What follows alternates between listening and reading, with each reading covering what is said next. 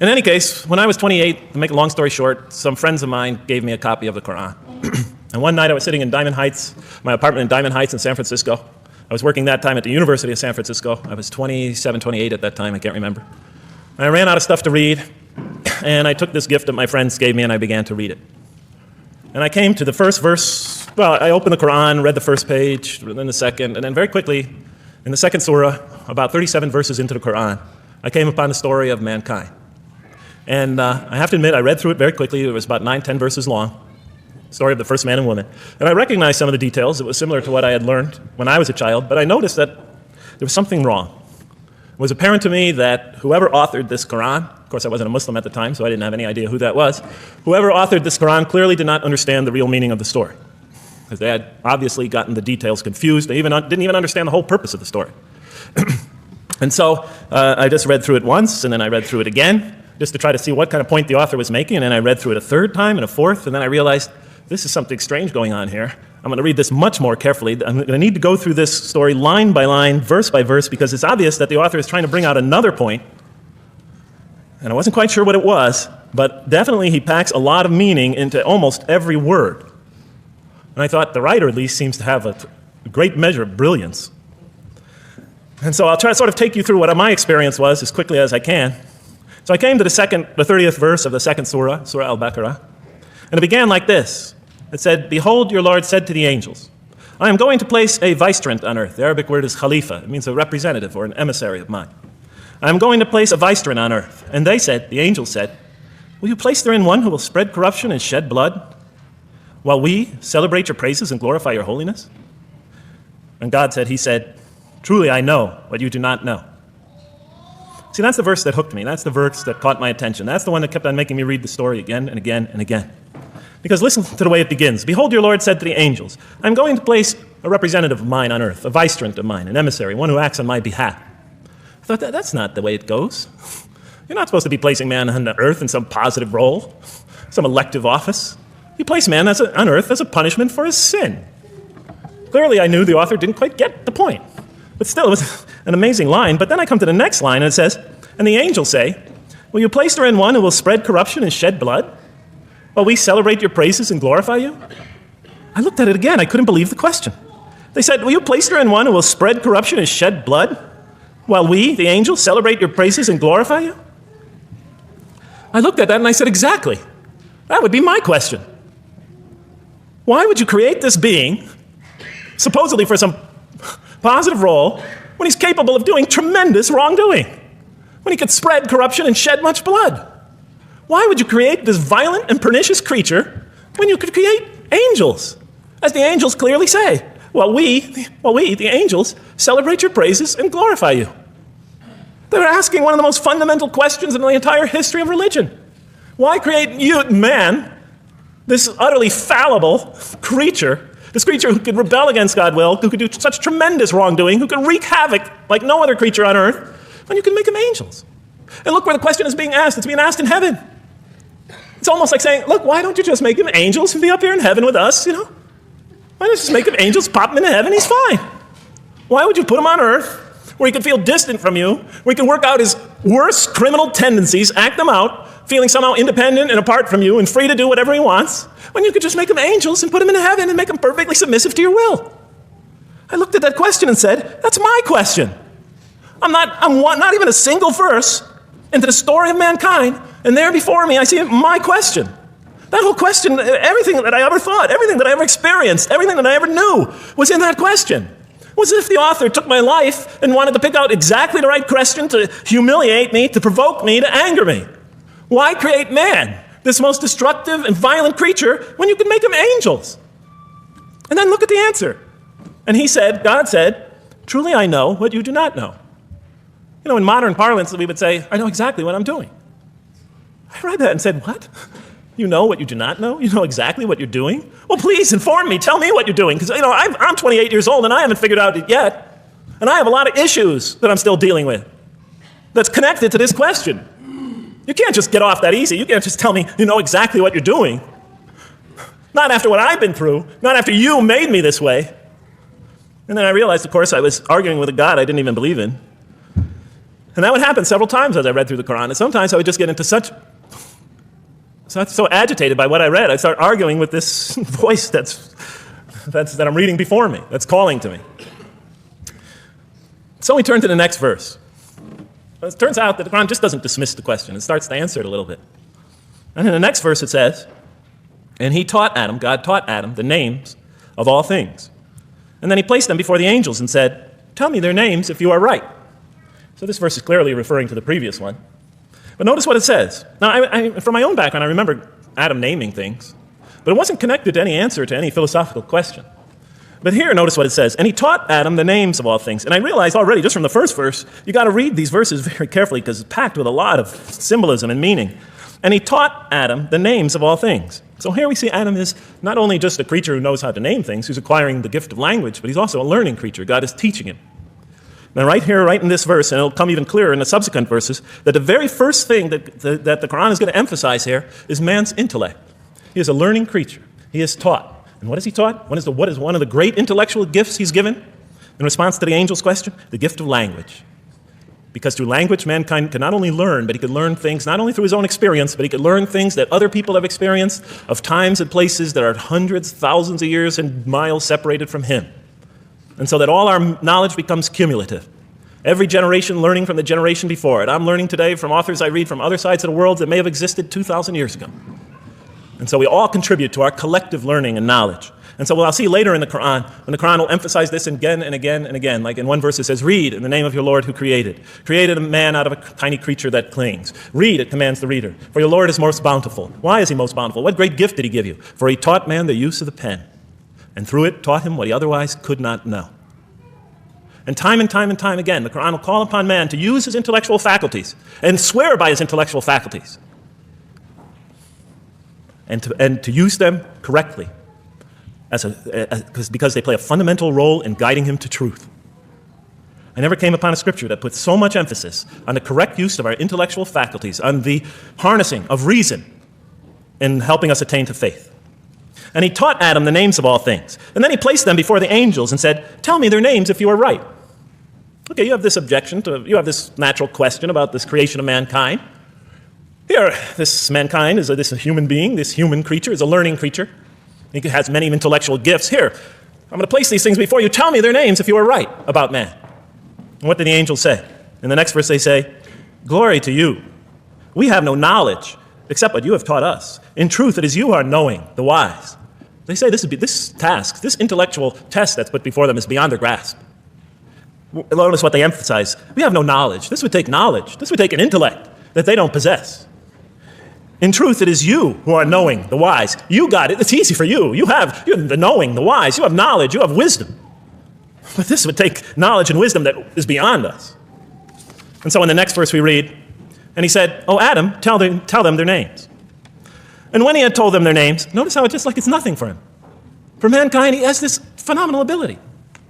And when he had told them their names, as if it's just a triviality for man, he names them. Oh, Adam, tell them their names. And when he had told them their names, God said, did I not tell you that I know what is unseen in the heavens and the earth? And I know what you reveal and conceal? And he's clearly going back to the angel's question. Yes, you have these natural concerns about the creation of mankind. Yes, he could do these evil things. But look at this tremendous intellect he has. This is something you have overlooked that you haven't considered. And that's clearly the point of these verses. Even though I felt that the author didn't quite, it was as if I realized that he didn't misunderstand the story. He was taking one of the great stories in the history of humankind, one of the fundamental greatest stories in the history of mankind, and molding it and using it as a vehicle for an entirely original message. And God said, did I not tell you that I know what is unseen in the heavens and the earth? And I know what you reveal and what you conceal? In other words, didn't I tell you I know exactly what I'm doing? And then and didn't I not tell you that I know what you reveal and conceal? I looked at that. What did they reveal and what did they conceal? What did their question reveal and conceal? I thought about it for a minute. Oh, it's obvious. What did their question reveal? You just go back and look at the question. It revealed the sinful and sinister propensities of man. I mean, it's obvious, right? Why are you all looking at me like that? You're starting to scare me. You're all looking very serious. Am I losing you? Wow. Okay. So, they revealed the sinister and evil propensities of man. But what did their question conceal? And all you have to do is think about it for a minute. Human beings, yes, they could do evil. Yes, they could do wrong. Yes, they could create misery. But they could also do exactly the opposite. They could choose to do evil. They could choose to do tremendous good. They could choose to do tremendous violence. They could choose to show tremendous compassion. They could choose to live by falsehood. They could choose to live by the greatest truths. They could be terribly ugly. They could be terribly beautiful. And up until that point in my life, I, like the angels, had only saw one side of the coin. And for the first time, when I read that verse, believe it or not, it was an eye-opener for me. I had always been obsessed with the evil potentials of human beings. When I read that verse, I realized that, and I had a great example right in front of me with my own mom, I realized that I had been blinded by only one side of human nature. So we go on to the next verse. And behold, we said to the angels, bow down to Adam, and they bowed down. But not so Iblis. Iblis is like the father of Satan. Satans, satanic beings, forces, creatures, existences. He refused and was arrogant. He was of those who reject faith. An interesting statement. And behold, we said to the angels, bow down to Adam, and they bowed down. Bowing down could symbolize two things. Bowing down could symbolize the superiority or potential superiority of one being over another, and so they bow down to them. Bowing down could also mean that they serve that creature in some respect. Of course, the Quran says that all beings serve God, all created beings serve God. But this verse seems to be indicating, and the rest of the Quran will make it clear, that these angelic beings, these angelic entities, will serve the development of mankind. We'll even see later that the satanic beings serve the development of mankind. Both forces, angelic and satanic, will serve the development of mankind. Because one will present man with a choice to do the most altruistic things. The other will simultaneously try to influence man in the opposite direction. And so human beings will be moral creatures, and they'll have to make moral decisions. And it's in those moral decisions that they will grow spiritually and morally as human beings. And they'll take that into the next life. And the angelic and the satanic forces will be catalysts for those moral choices that they make. They will heighten the human being's awareness of the rightfulness and the wrongfulness of the choice he's about to make. And the self, the soul, the nafs, as they say in Arabic, will have to make the ultimate choice between good and evil. And that choice, that test will come again and again and again as human beings either grow or decline. And those tests will come again and again and again to try to help him towards his spiritual evolution, to bring him back. But that choice is ultimately ours. But I'm getting ahead of myself. And so we said to the angels, bow down to Adam, and they bow down. But not so Iblis. Iblis is Satan, this rebellious force, this evil prompter, the one who whispers into the human heart. He comes into being.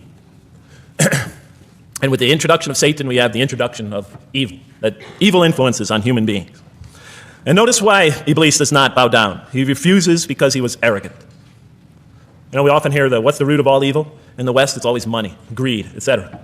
Here the Quran says that, seems to be saying that the root of all evil is not always material wants. It's not always money, it's not always greed. At the heart of evil is arrogance.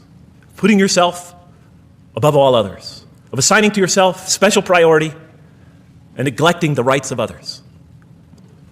Of pride and arrogance and envy. The source of evil. He was of those who reject faith. I looked at that verse and I said, okay, I get why you would create angels, to sort of influence man in a positive direction. But why in this story now are you introducing Satan? What sort of role does Satan play? And then, of course, you just think about it for a minute and you say, yes, the story is telling us that on one hand we have these magnanimous urgings come from one direction, on the other hand we have these satanic urgings coming from another direction. In other words, the Quran is telling us that man is not only a learning creature, but he's a moral creature. He has understanding of right and wrong. And God infuses those, allows those influences to come to him. Man is not only an intelligent being, but a moral being. And we said in the next verse, O Adam, dwell you and your spouse in the garden, and eat freely thereof what you wish, and eat freely thereof what you wish. But come not near this tree, for then you will be among the wrongdoers. I looked at this verse and I was, starting to wonder if the author was drifting back to the old story again. I was confused. And we said, O Adam, dwell you and your spouse in a garden, and eat freely thereof what you wish, but come not near this tree, for you will be among the wrongdoers. I thought it was drifting back to the old story. Man sins, man's punished for his sins with earthly life. Maybe the author is drifting, he had a good idea, and now he's drifting back to the sort of traditional story. Maybe he couldn't make his mind up what story he wanted. Except for a couple things about this verse, and this happened with almost every verse as I read through it, is that the whole tenor of the passage is sort of not what you would expect. I noticed that the Quran in this story has a tremendous penchant for understating things. Because it says, and said to Adam, dwell you and your spouse in the garden, and eat freely thereof what you wish, to Adam and his spouse. But come not near this tree, for you will be among the wrongdoers. I mean, there's no sense of God being threatened by the possibility of man eating from the tree. In this story, we don't see that, in this verse, we don't see that God is nervous at the prospect, that he's threatened by the prospect, that he's anxious about it. The tree that he picks, it seems like he's just picking out any tree. Nothing special about the tree. Go not near this tree, for you will be among the wrongdoers. Satan will later come to him and tell him it's the tree of eternal life, of a kingdom that never decays. Turns out to be a complete falsehood in his part. Nothing special about the tree. It's just a tree. God's not nervous at the prospect at all. In the tradition that I came from, God is threatened by the prospect. He has to put an angel with a fiery sword by to protect the tree so that mankind never goes next to it again. I'm not putting it down, I'm just pointing out the difference of the story. They're both beautifully told. But he has to guard the tree. Why? Because if they eat from it, they'll become gods like us. So this man, he already has a rebellious nature. Can you imagine if he eats from this tree? No, can't let him get near that tree. But here, just, calmly says, but if you do, you will be among the wrongdoers. God is not worried about himself. He's just warning man, making it clear that if you do this, you've committed a wrongful deed. Again, the whole tenor of all these verses that you read through it is God knows exactly what he's doing. Okay, next verse. But Satan caused them to slip and expelled them from the state in which they were. And we said, go you all down, some of you being the enemies of others, and on earth will be your dwelling place and provision for a time. What? I said? I mean, I was expecting now the rage, the anger, the violence, the jealousy. That's what I was expecting. Okay, they eat from the tree. Where's the rage, the violence? I'm going to punish you now. You're going to sweat on earth. And you're going to suffer, and you're going to stub your toe, and you're going to work, and you're going to labor. And you're going to die there for what you did. And where's the woman? Right? And the woman. Right? She's the one who's going to suffer the most. Right? She'll have to suffer labor pains and monthly cycles. Right? And bleeding and crying out when her children come into the world. She'll scream out. And worst of all, the greatest humiliation, the man will rule over her. When he's obviously her intellectual inferior because she and the angels she and Satan seduced him, and he just bumbled along and committed a real, wrong deed. Well, I don't mean to make light of it. But the story is obviously different, though. No threat here. As a matter of fact, look at the way it says, O Adam, dwell you and your spouse in the garden, and eat freely thereof what you wish. But come not near this tree, for you will be among the wrongdoers. Then they make the mistake. But Satan caused them to slip and expelled them from the state in which they were. And we said, go all you down, some of you being enemies of others, will be adversaries of others. Some of you will be adversaries of each other. And on earth will be your dwelling place and provision for a time. This is not a deity losing it. If you look at it, on earth will be your dwelling place and provision for a time. That's not the words of a God that has got lost, that is really extremely upset. On earth will be your dwelling place and provision for a time. But notice something else about this verse. When you read these verses for the first time, I don't know, maybe I'm nuts, and many people think I am. But when you read these verses for the first time, this is just so much that catches your attention. But Satan caused them to slip. Remember, I couldn't get that verse those words out of my head. Satan caused them to slip. To slip? The greatest sin in the history of the human race, and it's called a slip? In my culture, slip means, you just momentarily, for a fraction of a second, you lose your focus. It's not a big deal. My Uncle Bob used to always say to me, Jeff, I'm sorry, I'm 5 minutes late, I slipped up. The understanding is it's no big deal. It's just a slip. That's what we say when we make a minor mistake. I slipped up. Don't worry about it. Never happen again. A slip, I said? Momentary loss of focus? The greatest sin in the history of humanity? Why we're all here? Why we're all suffering? Why we experience death? A slip? I didn't believe it. I went to my Arabian friends at that time. I didn't know any Arabic. They came to this verse. We went through it line by line. I said, now don't change any words. Just read them one at a time. But Satan made them, and I said, okay, this one right here. What does it mean? Tell me what that means. They looked at it. It says, slip. Slip. And expelled them from the state in which they were. A slip, I thought?